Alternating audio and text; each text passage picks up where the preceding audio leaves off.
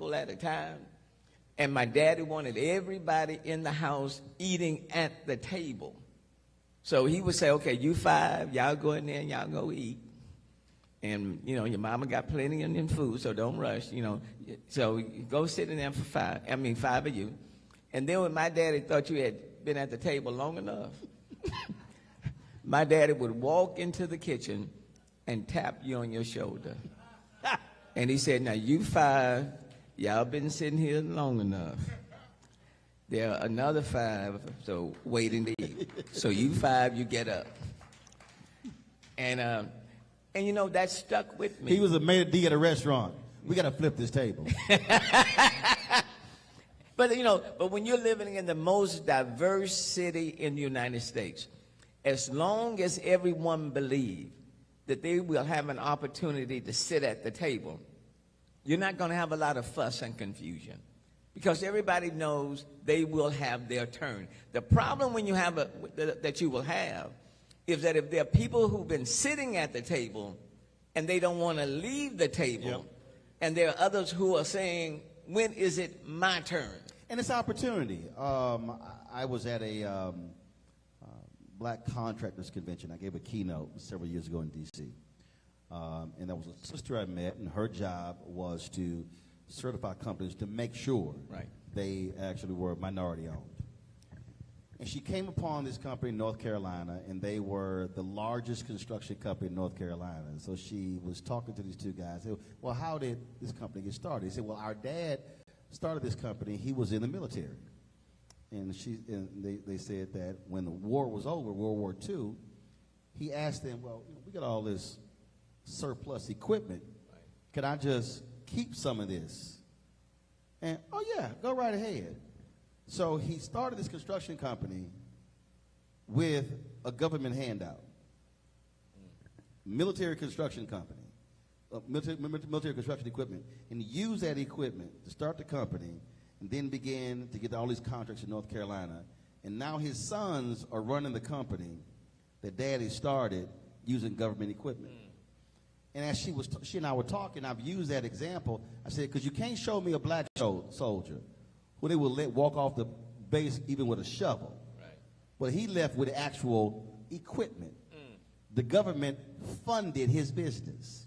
And so I explained to a lot of white folks out here, I don't want to hear that bootstrap stuff when the reality is for decades and even when we were paying taxes, we were funding their contracts, their businesses. Right. And right now, in this whole age, folks fighting CRT. I got my book over there, White Fear, how the browning of America is making white folks lose their minds.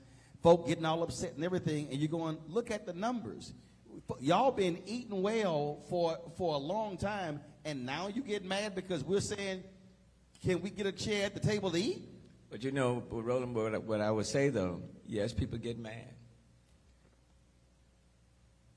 But we can't do what they do. And what I mean by that, we have to cross every T. We have to dot every I. I came in fully aware that everything that we do with me as mayor was going to be scrutinized. And so you have to dot every I, you have to cross every T. You have to be even more intentional with following the process. Because when you start saying, providing more opportunities for people that look like you and I, or people who are diverse, everybody's not going to be pleased with that or happy with that. So we have to be extra careful. Extra. In order for you to sleep at night, you have to be extra careful knowing that you have crossed the T's and dotted the I's and followed the process, because it may not be fair, but that's just the way it is. Yep. So that's what I tell mayors across the country, okay? You know, make sure that you're following your process. Make sure that you have 2 and 3 different checks, because that's so important. But at the same time, somebody checking on the checker and the checker. And everyone, people will tell you, and in all of our meetings, in my 8 years, number one, I never meet with anybody by myself. That's number one. Number two, we discuss all of my deals before my executive meeting. We go through every last one of them. If there's something that seems out of See, whack. Mayor, you sound like a preacher on that one. I ain't gonna name the preacher, but that was a woman who wanted to go to counseling, and she came in, and there were two other people in the room. It was a dude, it was a brother, it was a woman, and she says, she goes, Pastor, I thought I was doing counseling with you. He said, no, darling, they're paid not to open their mouth. And she's like, but this is supposed to be a meeting between you and I. He said, we will not be meeting if the two of them are not in the room. And I will tell you, and I came in with that rule. Meeting just with me. Because whatever you have to say, you can say to all of us. And if you can't say it to all of us, you can't say it to me. So somebody say, no, the mayor told me, you like, I had some backup in the room. There are at least going to be 2 or 3 other folk. And especially when we are discussing anything dealing with awarding, that's in front of my entire executive team. You know, because I mean that's just the nature. Those are just the realities. Those are realities. But having said all of that, you know, we've made significant progress. I won't say mission accomplished, but it is important for us to do everything we can to build capacity, to put the business in a way that they can scale up. And then what I say to businesses, you need to be able to do the business. You know, I can't put you someplace and you can't do it. Now let's not be crazy now. I mean, you know, you're applying for something, and the people are asking, can you do this? No. Do you have this? No.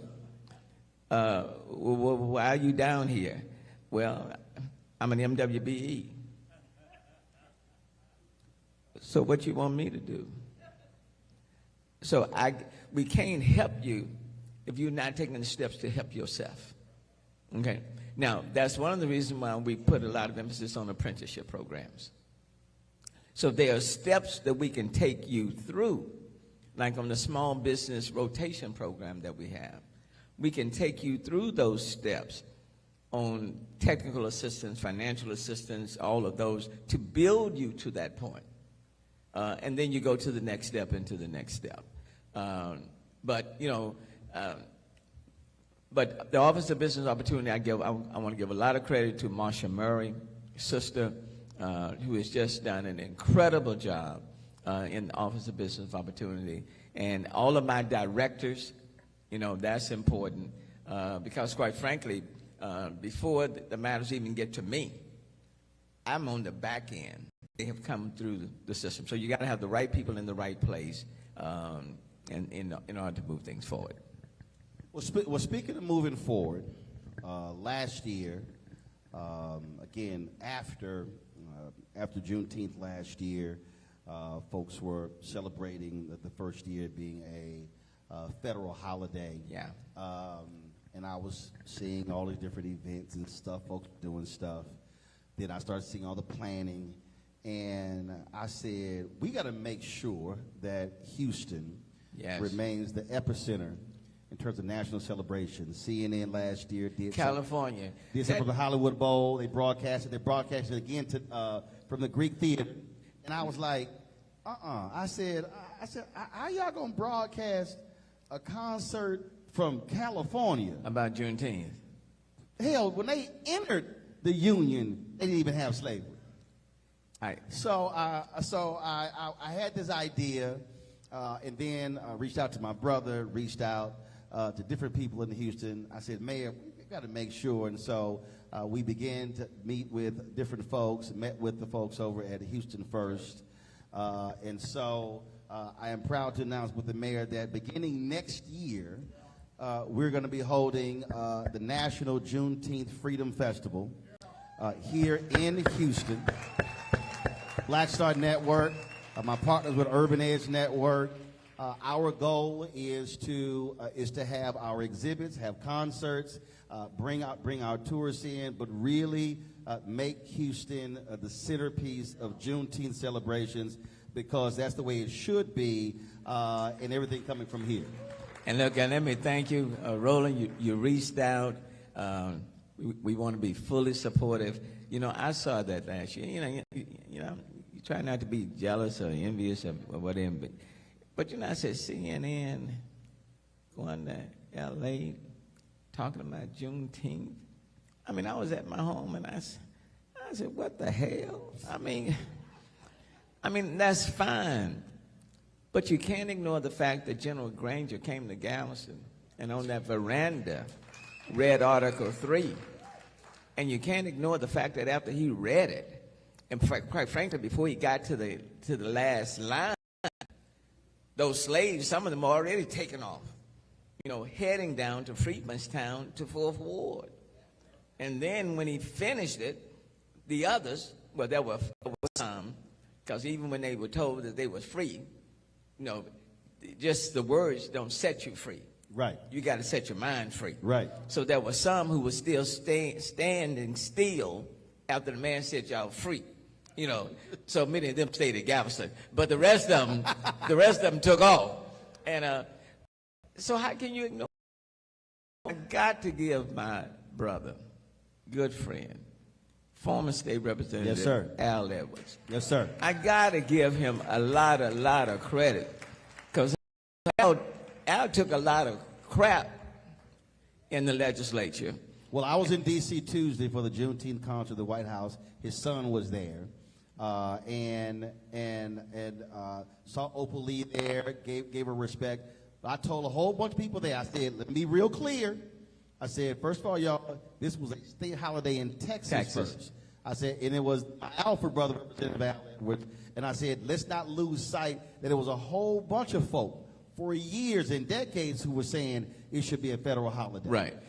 So I certainly want to acknowledge Al Edwards, because if we are not careful, we will rewrite our own history. And that's precisely why I said, no, we got to do this thing. National festival in Houston, multi-event. We want it done big. Oh, yeah. I won't be the mayor next year when it happens, but I can certainly help feed the success of the program. Yes, sir. While I'm here, I don't know who the next mayor will be, but I know that I'm the mayor right now. So we're already planning to assist for next year. Yes, sir. And so when I was in D.C. And I pulled Congresswoman Sheila Jackson Lee aside, I mentioned this. She goes, now, I'm sponsoring this Juneteenth trail, and they got all this stuff. Don't leave me out. I was like, Congresswoman, I got you. Breathe. I said, breathe. I'm not going to leave you out. I was like, breathe. So I told her, I said, don't worry about it. I said, it's all good. Take your time. But thank you, Roland. Yeah, thank you for what you're doing. But the whole point of this is absolutely to make it big, make it national, and make sure those morning shows are broadcasting from here, and then when we're telling the story, but not just telling the story, getting people to understand the locations, Freedmanstown, right. Emancipation right. Park, all that history there, because you're right, my fear, and I've been telling everybody, don't just be having concerts. Right. Because normally we say it's a party with a purpose. We're flipping this festival's purpose with a party. Right. And economic freedom is going to be a part of right. that, and that's why we definitely want to do it here and keep it here. So I appreciate your support for it, and we're looking forward to doing it up. Well, you're placing your name on it, and you got that national name. You started a Defender, and now you got that national brand. So we want to take advantage of that national brand to now redirect the attention. Oh yeah. to this particular region, And there are a Houston, number Galveston. of national brands that are very interested in being sponsors as well. Right. So we definitely, so we're talking about exhibits. We're talking about having Right. different, all that stuff happening on Friday and Saturday, in addition to having the concerts, in addition to having empowerment panels and discussions, lectures, things along those lines. And we want it to really be centered in as we talk about here, a major part. It will be utilizing African American vendors and companies and wanting them out to showcase wares, because that's, for me, and I keep telling everybody, Juneteenth for us was not about just barbecue. Right. We had voter registration taking place at Juneteenth Right. events. We had economic discussions. Right. So when we talk about freedom, we're talking about freedom. And all of those issues are as pertinent today as they were 100 years ago. And in many, many ways, they're even more relevant and more pertinent. And information is empowerment. Yep. And if we don't make sure that we educate ourselves and those that are coming after us, then we are shortchanging our future. And you don't want to do that. So let's party, but at the same time, information is highly important and is relevant today. And so we want to make sure that we are working with you and providing the necessary support, because either you go big or you go home. And if you can't do it on a Houston scale, and I think that may be one of the reasons why they went to L.A. Maybe people felt the Hollywood, that imagery, and maybe entertainers and stuff, and so they're looking at it from the Hollywood perspective, and then they say, well, yeah, General Granger, Galveston, Houston. But see, for me, that's always a problem. If you only want to focus on the Hollywood angle, but you want to leave the history out, then all it ends up being is just a concert. But we can do the history. And we can give you Houston Hollywood. Oh no! Don't, right here. Let me just so folks know, I've already put out my calls to connect with Beyonce, Megan Thee Stallion, Lizzo, Bun B, Yolanda Adams, and so part of the goal is going to be to absolutely bring all of our musical influences together to support this. And then be able to go from there. So, and let me tell you, that's the one of the things that I wanted to do before I left, and it was a salute to many of our artists that roots are in Houston, and they're acknowledged all over the world. And as an African American mayor, what I wanted to do is to take the time to love on them and to say thank you. Your hometown recognizes you. It hasn't been easy to pull them, to kind of get them. We're having this what we call Houston Arts in September. That'll be announced real soon. But it's been hard to get them, and especially Beyonce, she's on a concert tour, so that's when you're going every day, it's hard. But I do think it's important for this city to acknowledge the tremendous amount of talent that have come through this city, reared in this city, and now they're all over the place. And that's one of the reasons when talking to Houston first, when you brought up the idea, you're Houston. So we need to be supportive of those whose roots are right here in this city, and partner with them. So that's one of the things that I wanted to do. Beyonce, she's Houston. When I first ran for mayor, she was on the runway as a fundraiser. She probably was about 5 or 6, And so it is important to acknowledge people who have come through this city, and not just artists. But I think it's important for us to remember and acknowledge our own. Because otherwise, if you want to be blessed, you have to be grateful. And in order to be grateful, you got to remember. And if you don't do that, we shortchange who we are and our future. So that's something. We got 6 months left, and we'll see what we can make happen over the next 6 months. Well, absolutely. We're looking forward to it, and the planning absolutely begins now. Mayor Sylvester Turner, we appreciate it, my brother. Thanks a lot. It's always good to be with you, man. Yes, sir. Thank you. I appreciate it. Thank y'all. Happy Juneteenth, everybody. All right, so I'm going to do this here. So we're going to make the transition. Mayor, I appreciate it. Thank you. I'm going to bring the previous panel up. We're going to finish that conversation off, and then we're going to be talking with the owners of the Turkey Leg Hut to talk about specifically how they built that and how they created. So Reggie, come on up. Ashley, come on up. Sonny, come on up. We'll finish that conversation. We got the live feedback up. We lost it there. But we are recording the whole deal, and we'll restream all of this later. So we lost the signal there.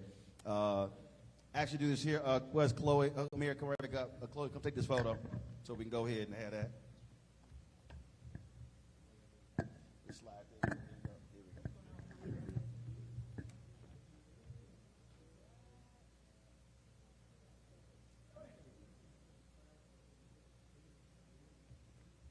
we go.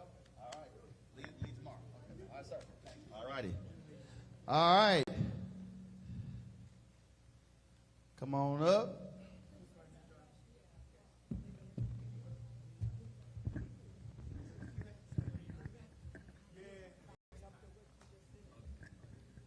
All right, sir. Appreciate it.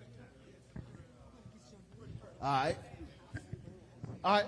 Absolutely. Good to see you, Harry. Reggie, come on up here. So I want to pick up on we were talking earlier about. We were talking about scale. We were talking about partnering. But I do want all three of you to talk about, again, that I'm going to go back to in that how you have to, while you're running a business, you also have to be looking down the road when there's the shift. When things will be going great right now, but all of a sudden it's like, and so I'll start with, but I want to do with it from a reading standpoint. So Ashley talked about all the different reading and this, that, and the other. Sonny, how do you, in the midst of trying to run a business, are still studying and reading and talking? Because you gotta see down the road. Gotta be forward thinking. The bottom line is, right now, if I were to look at ahead, we know AI is here. It's not coming, yes. It's here. Question is, how is AI going to impact my audience? How is it going to impact the way I do business? How is it going to impact the way I bring my product to market? That's really right now. And so I'm reading, I'm going to webinars, I'm visiting people who are using AI to understand what are the do's and don'ts. But one of the things you have to be careful about in embracing new technology is that you can go broke, bottom line, real quick. Oh, yeah. And well, like perfect example, yeah, I want to give you an example. So if you look at, there was a camera here, where the hell is it? Okay, over there. All right. So we're using 5 C300s. Mm-hmm. The body of that camera plus the lenses is $20,000 each. So it's $100,000. So when I started, a lot of people were like, oh man, that's C300. I'm like, dude, I need 3 cameras for an interview. Center camera, solo. I ain't got 60 grand. So I'm not even gonna spend 20 grand on one camera. The guy was like, well, what you gonna do? I was like, easy. I'm gonna buy that damn HD Canon camera at XA25. That's $19.99. I can buy 3 of them for $6 grand. I said, and then we start making enough money. And so 2 years later, we bought 3 of the C300s. And then 6 months later, bought the other 2. But the thing is, I had to explain to people, you can't do that stuff now. You got to build to get there. We didn't even have a set. We had 4 glass tabletops. That was the set. You got to crawl before you walk. You got to walk before you run. You got to accept it and not trip. Man, I sure wish we had that. We ain't got it. Right. So you got to make do with what you got. Right. And a lot of people don't do it it. And go broke fast. Sound like No, because I mean, I guess I said that my product line has 16 products total, and at first I was like, we're doing all of them at once. Until I was like, oh, and started doing things. it's I'm fine, like, girl, you done lost your mind. yes, yes. So it's like, okay, now we're launching with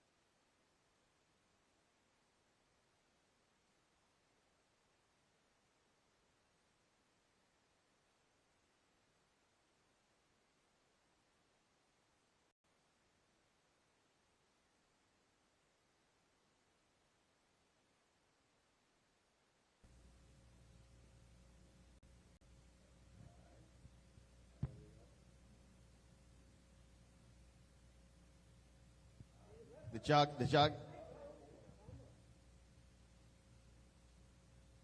we straight with the audio? Because folks on the thank you. Folks who are watching saying they couldn't hear. Leigh and Nakia, come on up, folks. They are the owners of Turkey Leg Hut.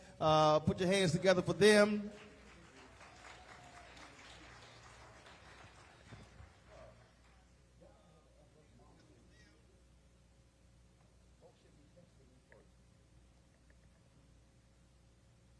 All right. Y'all take a seat.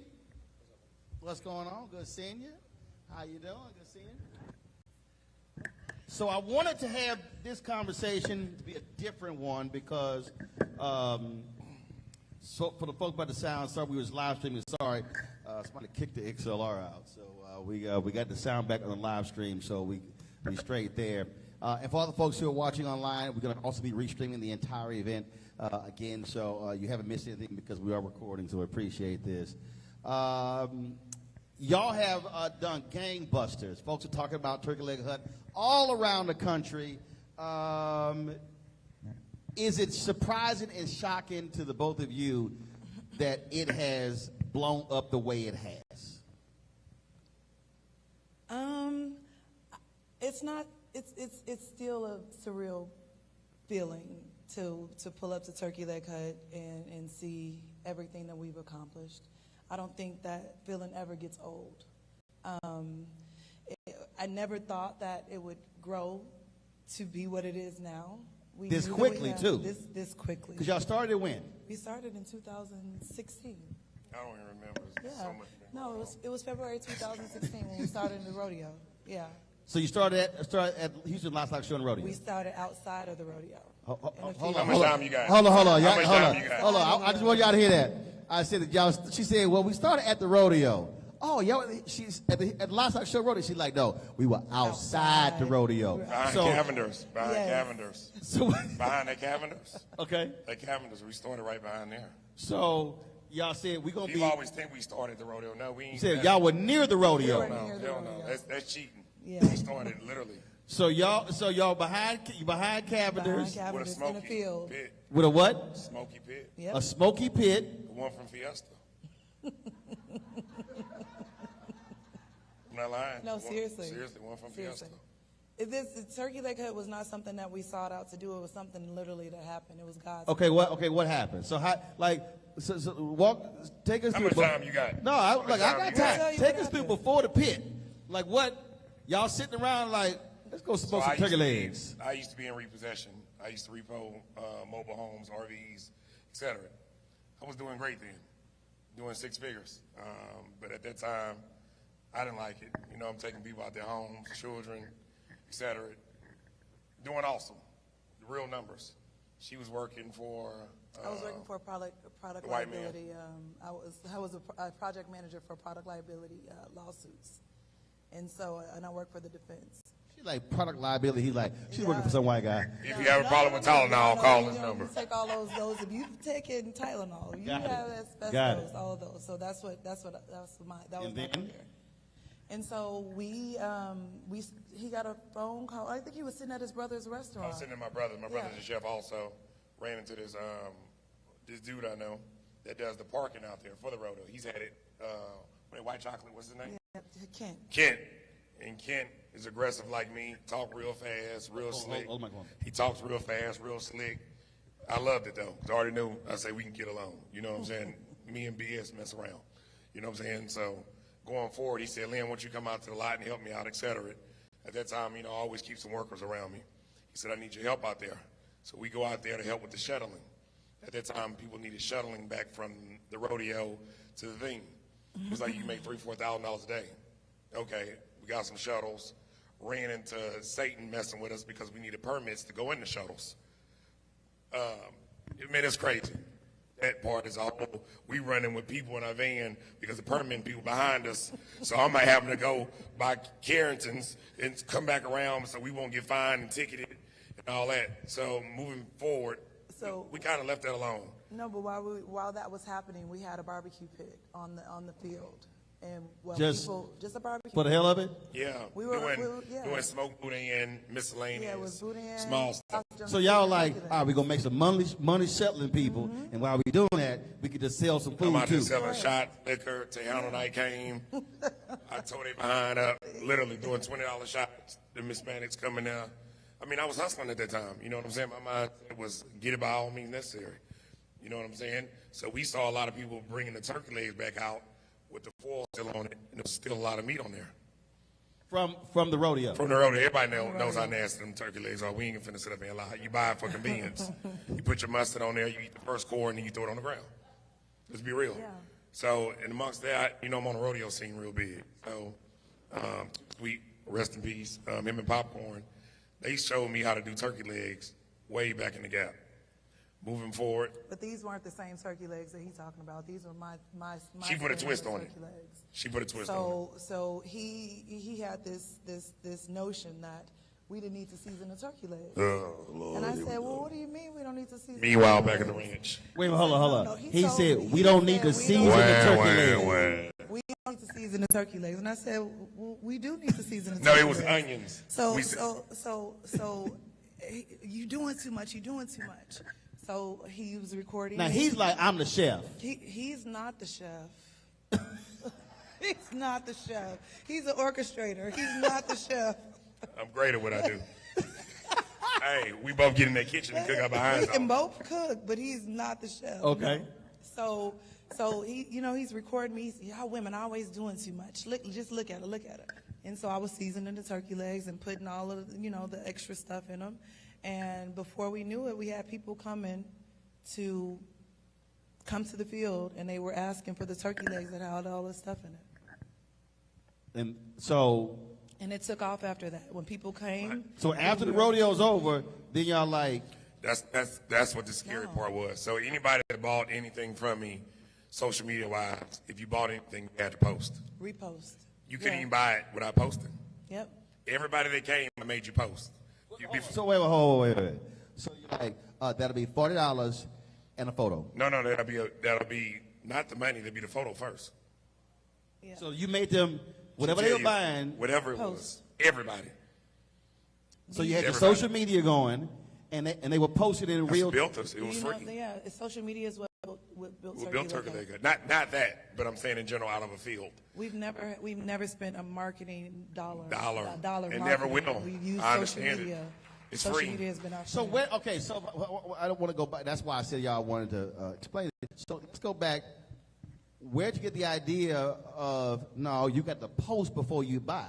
I mean, and so Because I know you're going to run and you ain't going to do it when you get in your car and start eating. And then the picture's going to be ugly because the food's going to be ate. By the time you go in there first, you're going to take a picture of it. So you might as well get it while it's pretty. Same thing in my restaurant. Same thing works. anybody say, man, look, I'm trying to eat. You like, look. You have to understand. Take that photo. He's aggressive. I'm aggressive like you. And my clientele came from when I was in the streets. I was good to people. So a lot of my clientele came from people, man, come over here and support me. Come over and support me, So now y'all in the fields. Rodeo's over. Then That was what? the scary part. We did it again for Final Four. Then for what? Final Four. For We the did Final it- Four. we No, did Final it- Four is right after was rodeo. right after Right. rodeo that particular year. Parking lot. Same Same parking lot. parking lot. Same parking lot. And I'm nervous the whole time. And then Why? the I know turnout this was shit finna even be over the with. turnout was greater. Turnout was greater. We had people actually meet instead of actually going into these events. And so we kind of looked at each other and was like, man. I was scared. What's- I'm not going to sit up here and lie. I was wasn't. scared. You was scared because Man, your shit deal was- was rodeo's quit. over, Final Four's I over. quit my job. And Oh, you quit? Hell Yeah, yeah. and I had just had we had just had our daughter. She was born in January, and we started this in February. We went to the house. Yeah. We went to the house, and I think it was 40, 50 days. We had done 80-some thousand. 80-some thousand out of a field. Out of a field. Out of a field. I don't never touch no money on nothing. Here. She in the car. Here. You know what I'm saying? Even from parking, legs. So we didn't touch nothing. And I always say late night, early morning, but literally having a child. It was literally late. Literally, night, we was early going to that morning. Sam's right across the street, buying one case, buying two cases, put them on the pit. Yep. I'm going to Bud's Meat Market, getting, boudin, sausage on the stick, You know, from getting the stuffed pork chops, her putting her twist on it. You know, people don't understand our store. You know, but all them twos and pews, I call it every day, $6.50, $4.50. Sometimes with slow days, $3.50, $1.50. You know, I still had that street mentality. I'm gonna put it up. We don't put it up. We didn't touch it. So Final Four is over, and now where do we go? Back to white chocolate. What's that? The dude that had the lot. Okay. So his lot is over with because ain't no more shuttling. So he's coming out there seeing because we're still running. You know, we're still running. He's out there. You see his face. It's like all these people still out here. So he wants to charge us rent now for the property. It was a little like a shed. Nothing. We made a transition after that. From where? We transitioned off Washington. No. I'm saying when we was in the field, you remember, and he kept coming out there after the rodeo because we was in the field for a little while afterwards, just trying to figure out stuff, you know, because the thoughts were everywhere. She had it planned, but I didn't know where the hell we was going to go. He was always apprehensive, and I figure I saw what we did in such a short amount of time, and I knew that we had something. I didn't know how big it was, what was going to become of it, but I knew we had something. And so he got a phone call from someone that he went to high school with, and he told us about a spot off of Washington. Caddy Shack. The Caddy Shack. Across the street And from they didn't have much business, and they just wanted to see whether or not everything that we had done so far, if we would just come and look at it and see if there was something that we could do. So Lynn, Slim, we don't. Sometimes I'm scared of change. You know, once something works for me, So I stick with it. in your mind, you're sitting here going, look, I know hustling. I'm gonna work this field. I'm gonna work this field for however long I can work this field. And you're sitting here going, we can't be in this damn field. Exactly. It's dirt, it's grassy, it's dusty. But I already fixed up the field. I already fixed it up. She tell you, rocks, fit. I already. Hold on. Yeah. You fixed the field up? You landscaped the field? He had rocks. I rock gravel in. I put the fence up. I put 400 feet of fence. She'll tell you, we still got video from it. I put my own fence in there, man. Yeah. The whole way. She'll tell you. Sat out there and watched me. The field. I sat out there with a post hole, and I put wood, I put fence. She'll tell you, man. I did it all one day. Very creative. I did it. So he's sitting, but you sitting here going, we are not going to be out in this field. Yeah, she already knew the whole time I'm digging. We ain't finna be here. I'm like, we're not going to do this. We didn't know what we were going to do. So I said, But you just knew we were not going to be out in this damn field. I knew we wasn't going to be in no field. That's where I wanted to be. I was at home. It's too hot. Excuse me. It's too hot. So I said, let's take the meeting. What is it going to harm us to go and have a conversation? And so we went and we had a conversation, and the conversation turned out very well. So where we agreed to do a 30-day trial, just a 30-day trial at Caddy Shack, just to see what would happen, and it took off. It took off better. Normally, how it works out is Imagine. that the dude that was in there, I just don't say his name, like you said about the pastor, I ain't gonna say his name. Yeah, the Satan tried to take the bar. No, he had the bar. No, you know how people, I'm gonna take the bar, you take the kitchen. Our kitchen blew his bar out. Sales were past the roof. He couldn't figure out how the food was doing better than the bar. People were coming to get our food. You know what I'm saying? And she'll tell you in her words. So 30 days go by. 30 days go it by. Goes crazy, It and goes crazy. then what? Crazy. So we stay there. We wound up staying there for a year. We were only there for 6 months before he was incarcerated. Yeah, something from my past came up out the blue. You know, from 4 or 5 years ago, previously when I was younger. Yeah. You know, So all of a sudden, y'all, stuff is taking off. Stuff is taking off. Going well. New child. New child. Then you go to jail. He got to jail 2.5 years. I got indicted, and 2.5 years. So we had only had the business 6 months at that point. 6 months. He left October 31st of 2016. 2016. And so it was a lot of that. It wasn't just that business. It was great for what it did for us to be where we are now. But there was a lot of things that happened within that business, being in business with that particular person. and I was scared of leaving there. Yeah, he was definitely scared to Comfortable like the field. I got to comfortable leave at me with Caddyshack. him because of it was just a lot of malicious actions happening. But what I'm hearing here, and again, I hope folk who are paying attention, things are, opportunity hits, goes well, but then you were scared to go next level. Mm-hmm. Then she's like, no, let's just take the meeting. You take the meeting, goes well, but then you just said, I was comfortable. So even after the first time, were you thinking, yeah, I know it struck lightning once, but let's just stay here. It's like, man, we done lucked up again. People don't win the lottery twice. But see, it's not luck. It's God's plan. It's not luck. This is what He ordained. I don't care what comes or goes, how much adversity we face. We always, at the end of the day, come out on top because something that God has His hands on that's meant to be. I don't care what come or go. You can't touch it. What's meant for you? What you say, something? Whatever's meant for you is meant for you. What's meant for you is meant So for you. you're going 2.5 years. Business is continuing. Are you still running it? What's going on? So we get to April. The man that we got into business with, Satan, decided that he was going to. He saw what we have done, and so he was going to take it for himself. he took it as soon as I went to jail. Mm-hmm. He plotted. As soon as Lynn went to jail, he plotted to steal the business. He didn't do it while I was went out. so much as to take up the menu, steal the staff, everything. And there was one time, so the situation is that he controlled the POS system, he controlled the bank accounts and all that stuff, so I would depend on him to give me my check every week from the food.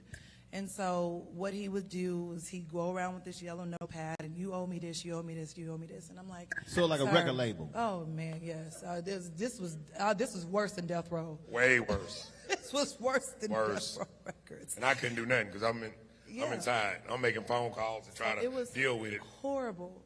I tried to stick it out as long as I could, but I'm away from my children. He's locked up, and you're stealing from me. So what am I gaining here? So I made the decision to shut it down. And it was just the situation had happened. It was just so random. It was a Friday night, and the staff walked out. The staff walked out because he didn't give me the money to be able to pay them.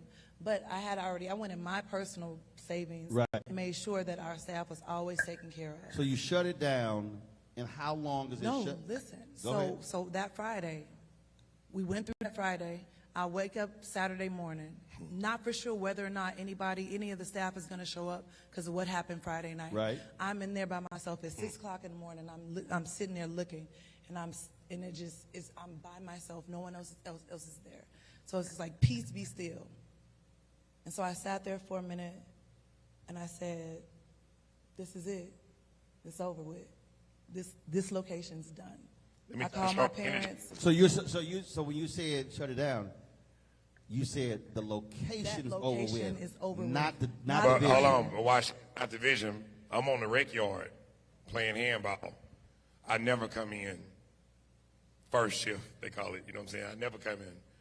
Something just said, man, go on in and call your wife. I never come. I normally stay out, you know. I would always keep my mind busy and my body busy. I'll run my body crazy so I can go to sleep at night. Something said go in. I don't know what it was. I told one of the CEOs, I said, man, let me in. I need to go make a phone call. I'm in RDAP at that time. So, you know, they listen and everything. And I go in. I only had like 2 minutes left on the phone because you only get 60 minutes when you're in the feds. I said, let me call my wife. I called her. She said, what made you call? She said, I'm shutting it down, Lynn. I said, no. I said, 2 minutes, you know. So she's telling me she's closing the business in 2 minutes. Yep. And I can't talk to her for another month. And I told him I got it. I said, don't worry. I could drop that phone, start crying. I ain't gonna lie, drop the phone, start crying. No, start crying. One of my OGs came and said, Lynn, what's wrong? And I remember I just sat at the phone. I had my backpack. I said, man, Jehovah help me right now. I said, Jehovah help me. And I just sat there. It's crazy. One of the counselors came out, a black lady. She said, Lynn, I heard your phone call. because they listen in RDEP. Right. She said, I heard your phone call. She said, everything will be all right. And I went and laid down and slept it off. She came and seen me, but it was like, God It's damn. still that moment. It's like I still get emotional because of everything that we were going through at that point in time, and it was hard. It was hard, but I Shit was knew, rough. I knew there was light at the end of the tunnel. There was light at the end of the tunnel, and so he, his biggest thing was that he's not there. He's a man, and I have the children, and now the businesses, I decided to shut down. So what are we gonna do? What are we gonna do? But you know what? I was never afraid. I was never afraid. My goal was to get it back up and running, make sure he has something to come home to. He's a social media person. I don't do social media. So I am the behind the scenes. I'm going to lay the foundation. So I laid the foundation, and now you go ahead and you do what you do best. So you shut down from that location, and then you go where? We go to the current location that we have now, So what? which is off Almeida. Building available? Building, What- so what- it was Scrappy Brown's. Used to be Scrappy Brown's. They were looking to be bought out. But at this time, I had to take on partners because the man has stole so much money from us. And so, I'll make you laugh. So I get my minutes back. Let's go to the next month. I'm in jail, and it's two of my partners that they self. But I say, man, give me $20,000 for 15%. I call another major. Say, man, give me $15,000 for 10%. Man, I ain't got it right now. I ain't got it. Don't worry about it. Them two people right now, you know how sick they are. 15,000 for 10%. You offer one person 15% of Turkey Leg Hut for $20,000, and another person, We just needed, we needed another money. person for how much for 10%? It was, what was it, 25,000, somewhere up in there. So a total of what, 35,000? listen, we just, at that point in time, we just, No, you but, needed but they money. never took it. They didn't take So it. no, my point is, Yeah. you needed about 35 grand, and you were giving up a quarter of the business. Just to, keep her afloat mentally. Right. Here goes some money, here goes some oxygen. Here's oxygen. And both of those folks were like, Oh, yeah, I hope they see it. These my boys. They my boys. you know they got it. Oh, every time I come up to Oh, the they restaurant, definitely have it. every time they come up to the restaurant, and these major people, man, you missed out on these millions because you played. People don't believe in people behind jail. Mm-hmm. People don't see what you see. People didn't see what you said, the defender. People didn't believe in the vision. People didn't believe in the vision. So fast forward, you get the place with Scrappy, you take on Yep. partners, you get out when? So we had the business. We opened up. We brought Scrappy Brown's out August of 2017. We were supposed to open up right away. Harvey happened, so we wound up pushing it back to December of 2017. Lynn comes home October 4th, 2018. That's crazy. I think being in the mama owned the school right here too, Scrappy Brown's. Right here. Oh yeah. Who owns Scrappy Imani Brown's? School. Imani, being in them. Yeah. That's them. That's their people. That's what I was just thinking about. So October October 4th, 2018. 2018. You should restart. So the business had been restarted at the new location for what? For those 10 months. For those 10 months, yes. All right. You come out. Now what? You're a sports fan, huh? She picked me up. I started off in Beaumont, ended off in Bastrop. That was my last spot. She picked me up. Meaning you went from the federal prison in Beaumont and going to then Bastrop. ended Yes. in Bastrop. And we always talked track. She picked me up, I went like this. I said, stick. Literally, I said, stick. I say, pass it, I got it. That's all I said. I said, stick. I got it from here, sit down. It's game time. Do what you do. No, sit down. Not sit down, but I said, I got it now. I'm home. Yeah. It's game time. Let me do what I do. So October 2019, and then all of it. So how do you then? Now that both of you had that location October 2019, 2018, and what then happens? How does it just start? I'm in a halfway house downtown. So he like I told you, he's social media. So with him coming You're home, out, but In a you're halfway house. you're in a halfway house for how long? a couple months. They got me up out of there. They was tired of me.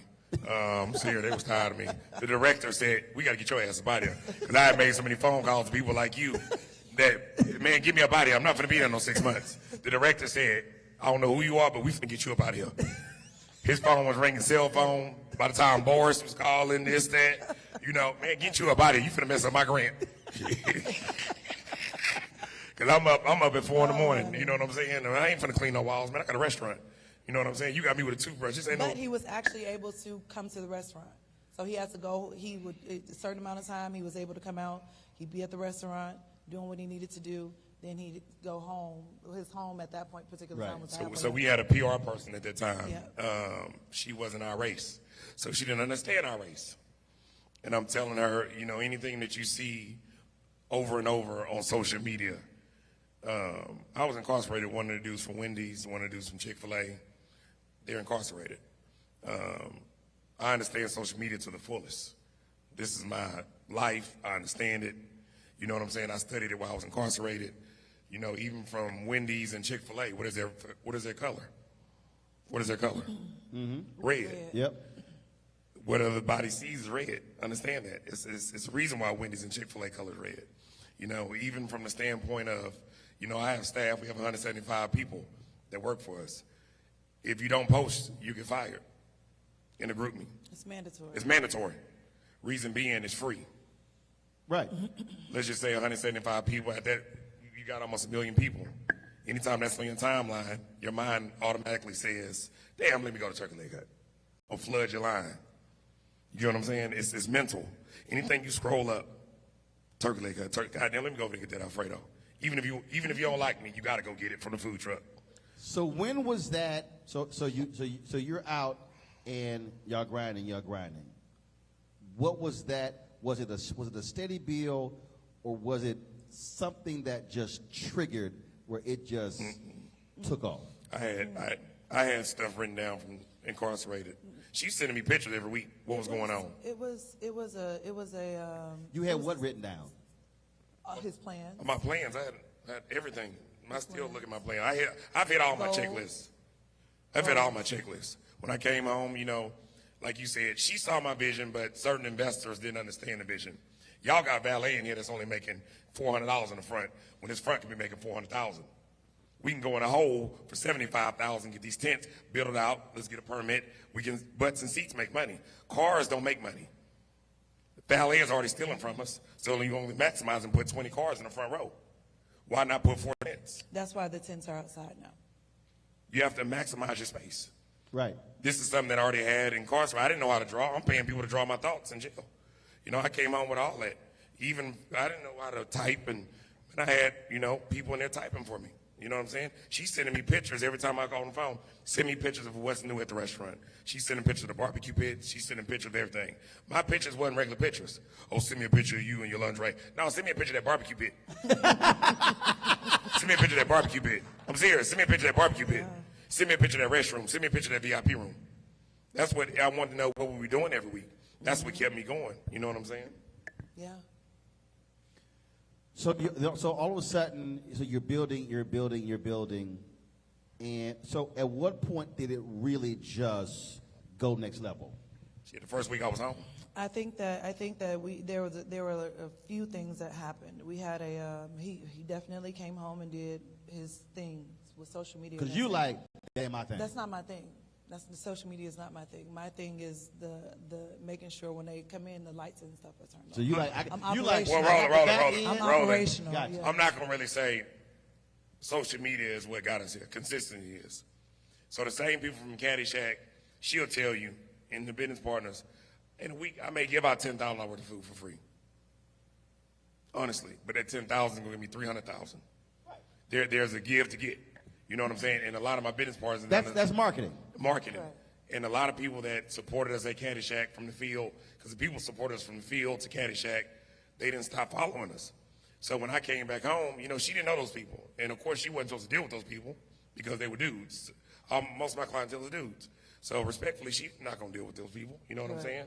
Out of respect. But they also kept coming back. They did come. But they also kept coming back because the food was good. Correct. Consistency. I mean, so you got to have quality control. And because at the end of the day, you can have great customers. All of a sudden, one or two days, food ain't good. To piggyback off what you said, Drake came in the He came in Caddyshack Caddyshack, yep. after the dude kicked us out. Drake said this ain't their turkey leg and left out. And you know what? Let me tell you the crazy thing. Remember I told you they kept the same staff? So they had the same staff, they had the same recipes, they had everything the same, and they still couldn't make it work. They still could not make it work. It's called that special ingredient. Because it was, exactly. This is the special ingredient. So you're at the current location, and then that word of mouth is just going and going. And Almeida's on fire. We turn it off. Yeah. Nothing against Almeida, but we made Almeida. And I grew up in the hood. I used to go get my locks done. You know, nobody's done what we've done in Almeida.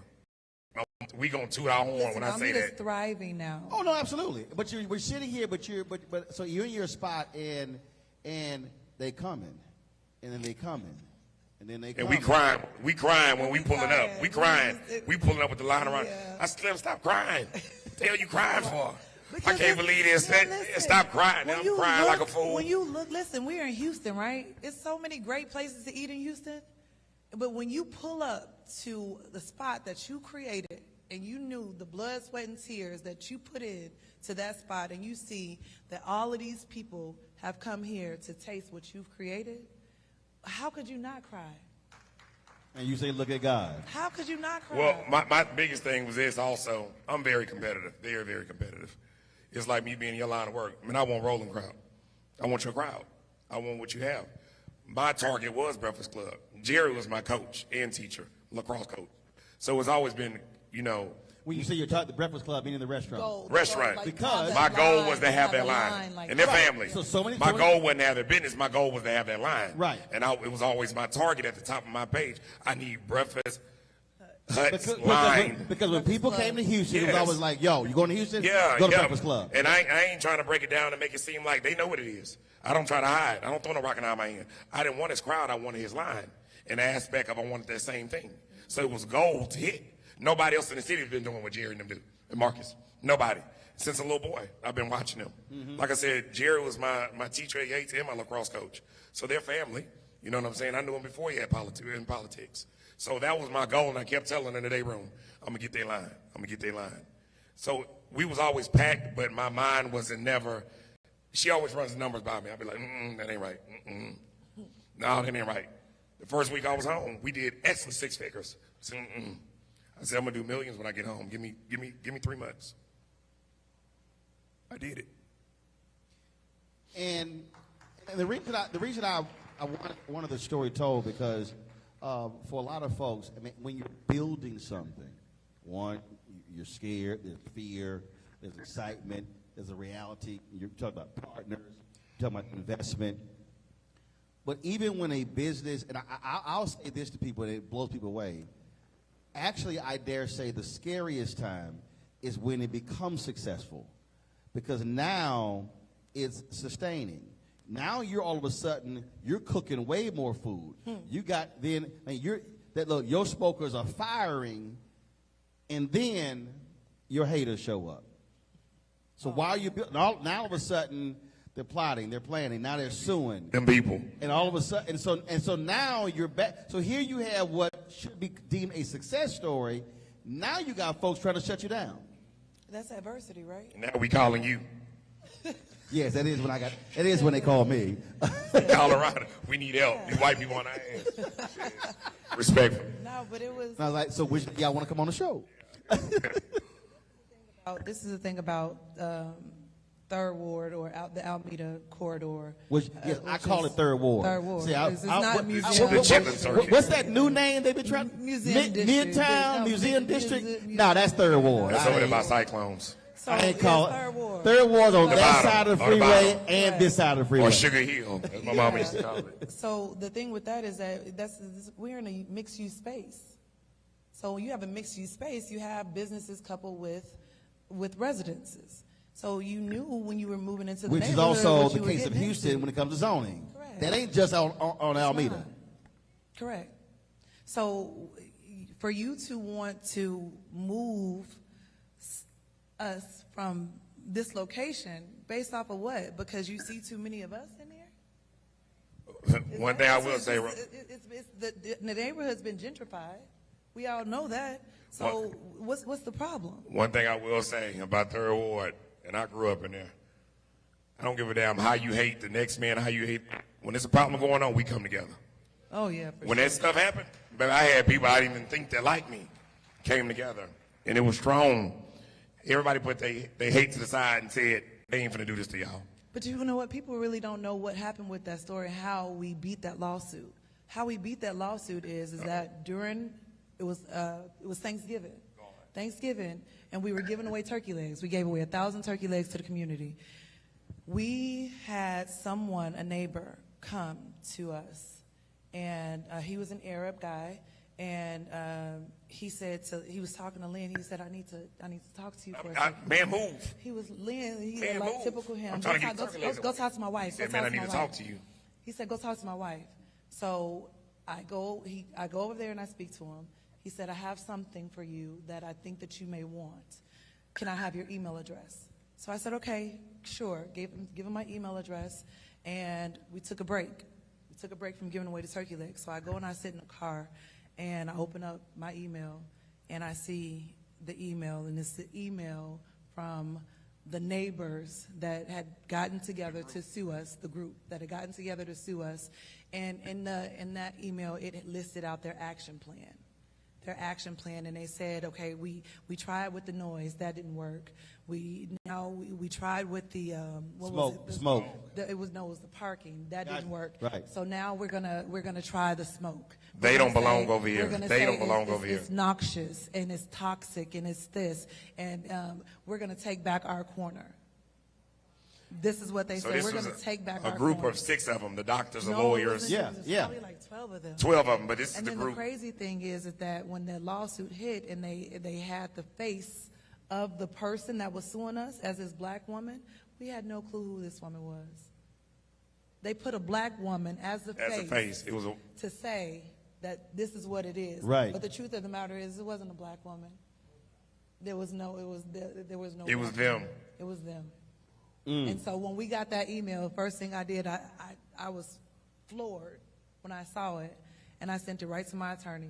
When I sent it to our attorney, the next day it was dismissed. Yep. So things are moving, things are going, and you're selling, and entertainers are coming to town, and folks are posting, and you got the pictures on the wall, and all sort of stuff along those lines. But then you also didn't have to deal with the backlash from our own when it came to dress code. Are we going to have this conversation? Oh, my goodness, this dress The code. wine with the cheese. Jesus. Now, whose idea was it? And was it a smart idea or bad idea? People, It was my idea. his idea. It was my idea. Let me Okay. tell you why. I always tell people we're like a large Boudreaux. You know what I'm saying? But anything that makes me uncomfortable, and I'm a man, that's too much going on. You come in with a thong on, with the beach cover up. We have children in here. The It ain't children, gotten it's to a level of be- respect. It's a level of respect. I don't give a damn what music we play. That ain't got nothing to do with it. We don't play cursing music. Same music we play in the car. We don't play cursing music. I don't allow it. If I feel like they're getting out of line, she'll Not tell unless you. it's after hours. Hey, no, You that's heard me look at that's after after hours. After hours. You know what I tell them? Put on some Nora Jones. If they get out of line, they start twerking, twerk off that Nora. I tell the DJ, ask his head, put on Nora, Anita Baker. Seriously. Let them twerk off that. I don't do birthday requests, I don't do none of that because I keep control of what I have going on. My mama comes in there. Her mama's in there. Our grandmas, everybody. Our children come in there. Yeah. So when you walk in with a thong on, it's a level of respect. And the crazy thing is that we have been in business for years before we even implemented a dress code. But the crazy thing, when you See, that was a social media backlash because that thing went Yeah, viral it and went went crazy. national. 150 million views. It was like Oh, man. 20,000 shares. They roasted us. They were They relentless. kicked our ass. I ain't They gonna lie. were relentless. I was running. I was scared. I was mad. I can't do this right now, man. I was running from Oh, everywhere. my goodness. So they were relentless. did you regret making that decision? No. No, let me tell you No. what happened. And this is what, people saying, one of our managers at the time didn't run it by Slim. She didn't, yeah. I didn't, so she released the dress code before she got my approval. of 'Cause we what shoulda- we to shoulda said say something worded when differently. it pertains to the dress code. So that was the thing of the matter is that it's Houston, it's hot. We know that, and you sitting outside because we are under tents, so we get it, we understand, but it's just a level of respect, and it's just have some respect for yourself and have some respect for others, because we have different type of crowd. We have older people, we have young people, and people get uncomfortable. So as much flack as we caught for the dress code, we had just as many supporters. We have when more you see somebody walking by, you see a table, because where I sit, I see everything. As always, the only thing get past me is win. So you didn't see a decrease in lines and people? Oh, no. It weeded not the at BS all. out. But when you see people walk by and they go like this, and I'm watching somebody, a man, touch a couple or a female, and they looking at somebody, man, they're not going to come back. And the support was amazing. That's the crazy thing, is that they focus so much on the negativity and the backlash from the dress code, but the support that we got, tons of emails, letters, people walking up, we support y'all. Thank you. Thanking us. It's just, and this is the thing, is that if you don't set the tone for your business and what it is that how you want your business to be, people will set that tone for you. And when they set that tone for you, you'll sit back and you'll look back and you'll be like, how did my business turn into this? How? Now you're trying to revamp it. Now you're trying to get it back. And re-grand You have opening. to set the- you No, have it's to set done. the You're tone for done. your Once you go that way, ain't no coming back. But once you go the way we go, we can always, we can play with it. We can tweak it. One of the things about when you have a business is when you have to start beginning adding things and adding other elements and adding pieces to it in order to build. And so as y'all were going forward, you then began to add other elements. So Daiquiri Hut. Daiquiri Hut, then food trucks, and then now which was the U of H games. So you begin to add other. So as you are building, how are the two of you sitting here going, how much bigger can we get? How can we add something else? How can we do something else? For instance, like this, and I mess with Tillman real tough. She went to U of H. Just to piggyback off that, we got up out of U of H. We got up out of U of H. Got it. We were only there for a year. You're not finna pimp us. Y'all make money, use us, and we right around the corner. We have the same crowd. We're making your money. They're coming to see us. You're not finna cut us a check. So this is the thing with U of H. So U of H, they couldn't believe that when they saw the numbers, they couldn't believe that the numbers were what they were. Wait, hold up. So there were folk coming to their games Just for turkey legs. to eat y'all food. Just for turkey Correct. legs. They ain't give a damn about the Cougars. They would come for the game. They say they have never seen numbers like that ever Ever. at a stadium. So then when second year comes back around, now they want to renegotiate the contract. And to renegotiate the contract, of course they want a bigger cut. We're not willing to give you a bigger cut.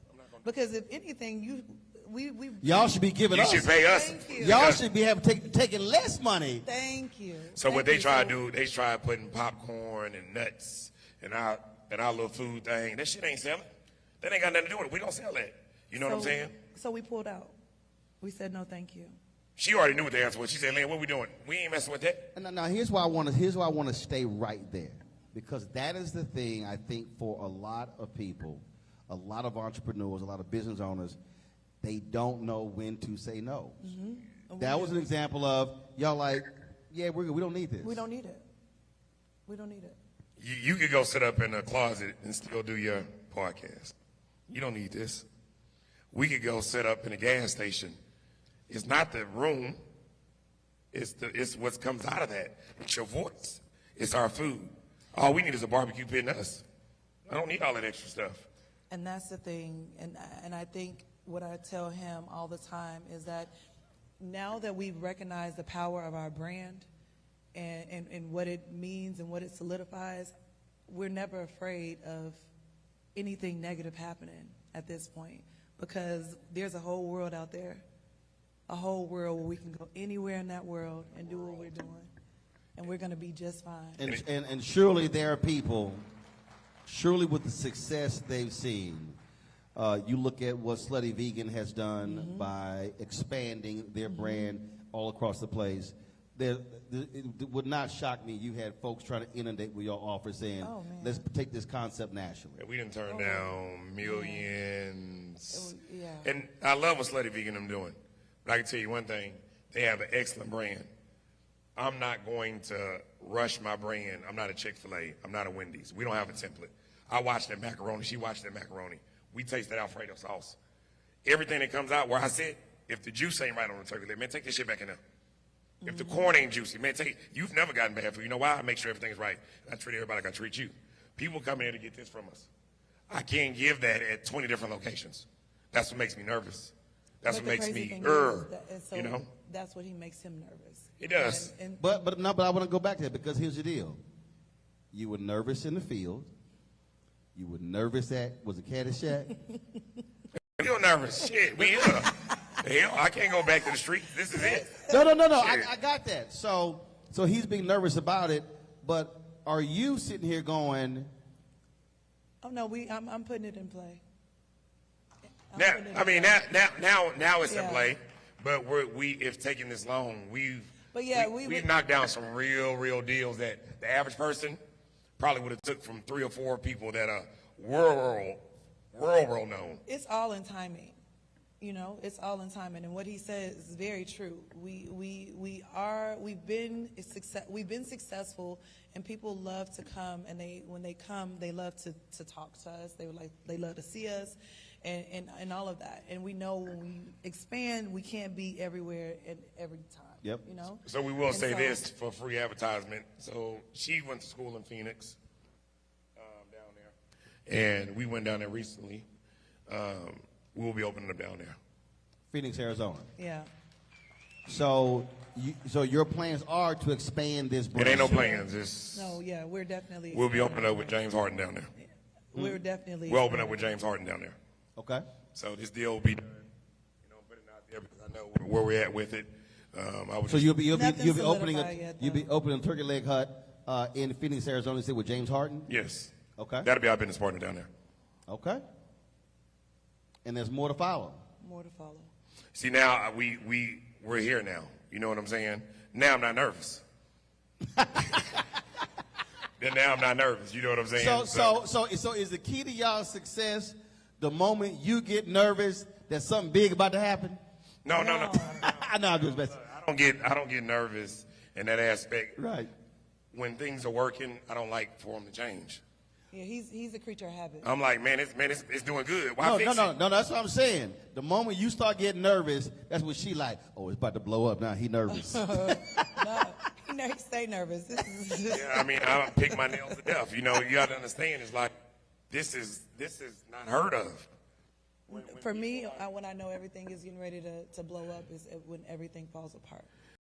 But when you get major people like Tillman and all those people, and they're like, how did y'all do it? How did you make it? How did you make it during COVID? Man, y'all didn't make it. I said, y'all been selling vibes. Now you got to sell good food. Anybody can sell a hookah and music and a drink, but try selling food with no hookah and no music. Mm-hmm. Now you got airplane food. You know what I'm saying? I made a shirt during COVID. Y'all been selling good vibes. Try selling good food. I'm serious. Yeah, because they weren't showing up. There's no vibe. In COVID, I'm not going to lie, and I knew it was a blessing. Our business did not stop. It didn't stop. The line was long. Vibe was gone, but they were still buying food. Watch this. And the mayor and all them was like, man, y'all got to close down. Y'all messing up the city. We already got them phone calls. Y'all are messing up the city. You know, that's how I knew we had an effect. You know, y'all may have to close down. Because if y'all open. Well, what do you mean? I mean, in the aspect of when it was packed, everybody was supposed to be inside. Right. They were outside. That's when we was getting on. No, but it was still a line, though. No. During COVID, everybody was supposed to be in when we had, right. When we wasn't so, the time frame. You know, there was like, you're supposed to be in the house, et cetera, all that type of stuff. That's when Miss Westland was like, you know. Yeah, you mean lockdown. That's what I'm talking about, the lockdown. That's what I'm like, I'm so and y'all were like, we outdoors. Correct. They outdoors. They eating. You know what I'm saying? So, you know, we have a major, even from politics, you know, to the effect that now we got to watch who we vote for. Because we have an impact. Not vote for who you publicly endorse. Yeah, and I didn't know that side of politics. I'm just. Right. They're like, can we put a sign up front? Sure. Yeah, sure. Put all y'all signs. Man, I came home, I started getting phone calls from people. Man, take that down. Well, we damn sure ain't gonna be no Trump sign out there. No. But I'm just saying, Not at I all. got you. business is to the effect I can go in there and say everybody to vote, get a turkey leg. Right. You know, that's how crazy it is. I can literally say whoever votes get a free turkey leg. They'll go vote. It happens. It's crazy. Like Oprah has an effect. I'm not saying that big at all. But if I tell everybody you go vote for that, come get a free turkey leg, they'll do it. Well, sounds like a good idea to me. All right, then. Folks, give it up for Lynn, Nakia. First of all, congratulations on all the success. Love to hear the story. And again, I think a lot of people need to understand, as I always say, there's a story behind the story. And that's the most important thing, I think, for folks to recognize. And so we appreciate. And I always, so when I come down, I tell them, I say, one, I cannot, like I might come to town for 3 or 4 days. I'm like, listen, y'all know I can't come here more than one time. You only get to see me one time. And if I come to Houston more than one time in a month, I said, I can only come out here one time. I said, because otherwise we ain't going to be fitting no clothes. We ain't trying to be no 3X, 4X. And the funny part, folks trying to get me to order something different. So I'm a creature of habit. I'm going to eat your crab with a creature of habit as well. I'm only going to eat. If I like something, I ain't ordering nothing else. We're going to order that. That's it. Unless they out, that's the only way I'm going to order something else. Well, I want to say one thing. A lot of people ask us all the time while we up here, and I know your platform is huge. Questions, how do we make it? How do we do it? Sometimes we don't even know. It's daily. Trial and error. I tell a lot of people, and I say the same thing late night, early mornings. A lot of people don't understand that. But to all the business people, all the, you're going to catch flack in a restaurant. You're going to catch, it causes havoc on your relationship. It's a lot that comes with this. And it ain't nothing just overnight. Right. And people, it's like you ain't do this overnight. Yep.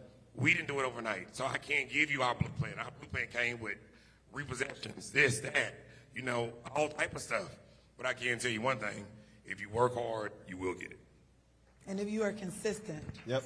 If you're consistent, you have to be consistent. All right. Yeah. We appreciate it. Thank you. Thanks a bunch. Thank you. We're going to get photos. We get a photo right here. We get a photo. Then I'm going to issue some final comments here. Here we go.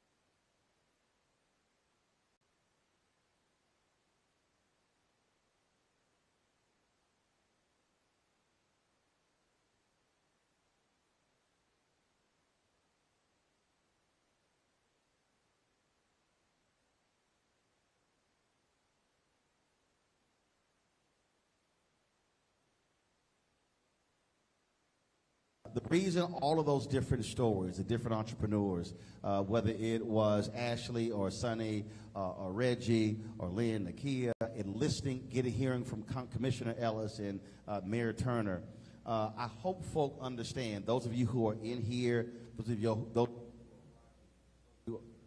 you who are watching, understand that there is an enormous opportunity that exists for African Americans in this city, in this county, in this state, and in this country. Despite everything that we've dealt with, despite everything that we've went through, despite all of the stuff that we've had to deal with, that we still can create successful businesses that allow us to be able to grow. Lynn said 175 people. Let me put that in context. This is pre-COVID. Pre-COVID, there were 2.6 million black-owned businesses in the United States. 2.5 million of the 2.6 had one employee, doing an average revenue of $54,000. Now, here's why when people say, we need more businesses, why I go, they say, we need more black-owned businesses. When we had 1.9 million black-owned businesses, 1.8 million had one employee. But they were doing average revenue of $110,000. So we added 700,000 new black-owned businesses, but the revenue got cut in half. So when you saw the reports, 41% of black-owned businesses went out of business during COVID. That's because we don't have actual black-owned businesses. Those are sole proprietors. Those are individuals who are really just working for themselves. And so the only way our community is going to change is if we have our businesses that aren't one employee, that are 10, 20, 50, 100, 200, 500. Because in the United States, this blows people away every time, the federal government classifies a small business in America as having 499 employees or less. That's what is they call business. Them having 175 employees in Black America, that's a large business. That shouldn't be the case. And so what I hope, you take advantage of the opportunities. We thank folks at Harris Health. I hope you got some information from them, what they're doing. We're going to be, again, as we announced, next year, we're going to be launching the Black Star Network. We're going to be launching the 2024 National Juneteenth Freedom Festival. We want that to be, as I say, a purpose with a party. And so we're going to have music, going to have food, have all those things.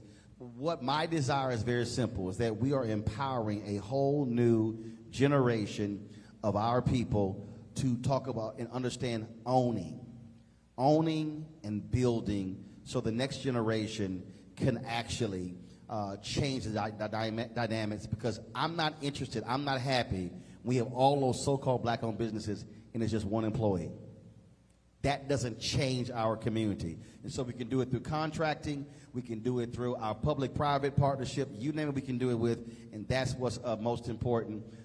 Just come on up for a second, because I want you to just tell folks real quick about the health system, what y'all doing there, because you heard when the commissioner said, when they did a disparity study, the percentage was 0 of black contracts. We're trying to change that. And so just quickly share with folks so they know what to do. Hello, thank you so much for this opportunity. I'm Tamala Austin. I am the Business Equity Outreach Manager for Harris Health. I'm with the Contractor Diversity Team.